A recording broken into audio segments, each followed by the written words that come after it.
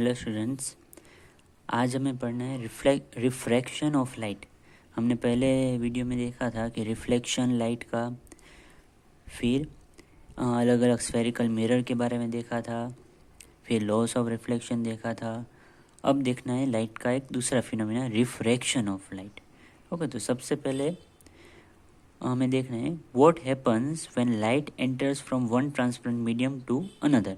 ये आपको सोचना है कि लाइट जब एक मीडियम में से दूसरे मीडियम में जाती है तो क्या होता है। फॉर एग्जांपल, एक मीडियम में से मतलब कि एयर में से अगर कोई दूसरे ट्रांसपेरेंट मीडियम में गई, जैसे कि कोई ग्लास, तो एयर एक मीडियम में और लाइट गई दूसरे ट्रांसपेरेंट मीडियम में ग्लास में, तो क्या चेंज होता है वो देखना है।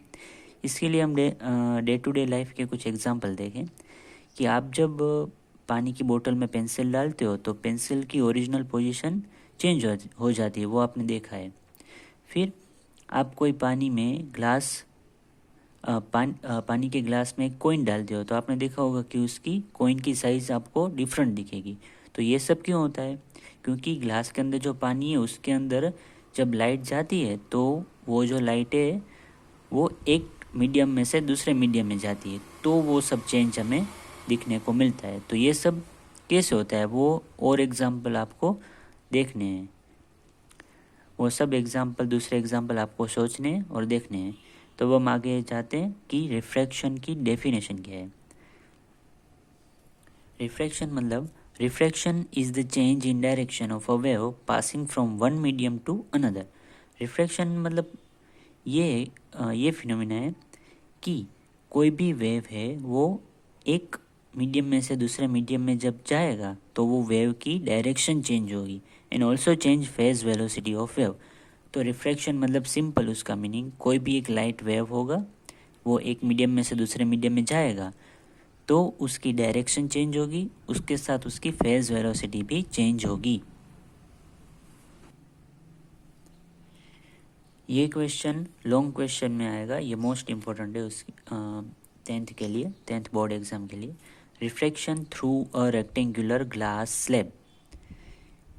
तो ये ग्लास स्लैब है ABCD।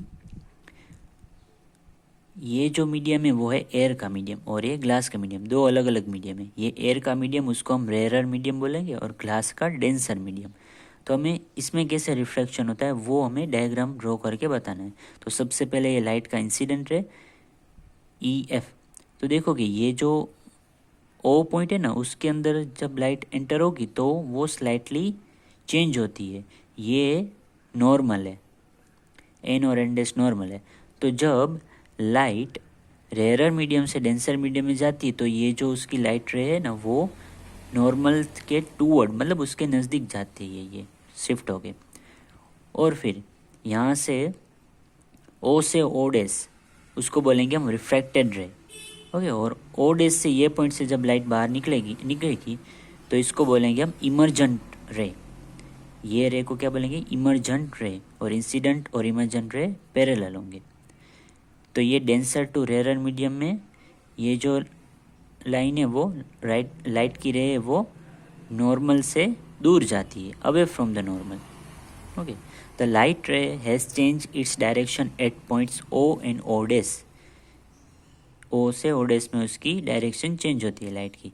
The light ray at point O has enter from rare medium to denser medium, that is from air to glass. ये जो लाइट है वो रेयर से डेंसर मीडियम में जाती है।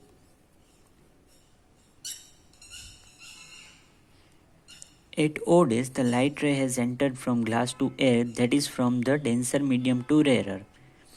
In rarer to denser medium, the light ray has bent toward the normal. Okay, rare से denser medium में जाएगी तो नॉर्मल से नज़दीक बैंड होगी। In denser to rare medium the light ray has bent away from the normal, ये याद रखना है।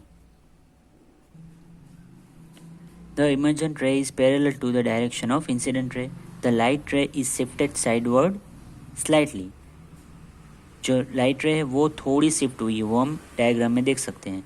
Refraction is due to change in speed of light as it enter from one transparent medium to another. ये भी हमने देखा कि refraction में लाइट की स्पीड भी चेंज होती है। ओके, तो आप सबको रिफ्रैक्शन के बारे में पता चल गया कि रिफ्रैक्शन मतलब नॉर्मल कि कोई भी लाइट रे है वो एक मीडियम से दूसरे मीडियम में जाएगी तो वो स्लाइटली शिफ्ट होगी और उसकी डायरेक्शन चेंज होगी, ये भी बोल सकते हैं हम। तो इसी तरह हम आगे देखेंगे कि रिफ्रैक्शन के क्या लॉ है। पहला law, incident ray, reflected ray and normal to the interface are all lie in the same plane, ये first law. Second law, sine i upon sine r, मतलब sine i upon sine r का ratio, उसका answer हमें constant मिलेगा। इसको बोलेंगे Snell's law, ये most important है स्नेल्स लॉ। ये दूसरा रिफ्लेक्शन का लॉ, उसमें आई है वो angle of incidence and r angle of reflection. The constant value is called the refractive index of the second medium with respect to the first. ये sin I upon sin R equal to जो constant value मिली उसको हम क्या बोलेंगे, refractive index of the second medium with respect to first.